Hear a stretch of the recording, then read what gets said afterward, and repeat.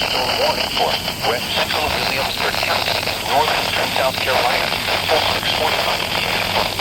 At 5:40 p.m. during the heavy storm was formed near Santee Cooper Regional Airport or near Madison, moving south at 25 miles per hour. 60 miles per hour with gusts and quarter-size hail. Source, radar indicated. Impact, minor hail damage to vehicles if possible. Expect wind damage to trees and power lines. Locations impacted include King Street, Salters, Gordon, Lane, Greeleyville, and Williamsburg Regional Hospital.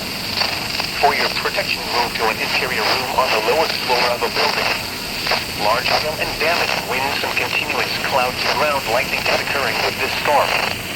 Move indoors immediately. Lightning is one of nature's leading killers. Remember, if you can hear thunder, you are close enough to be struck by lightning.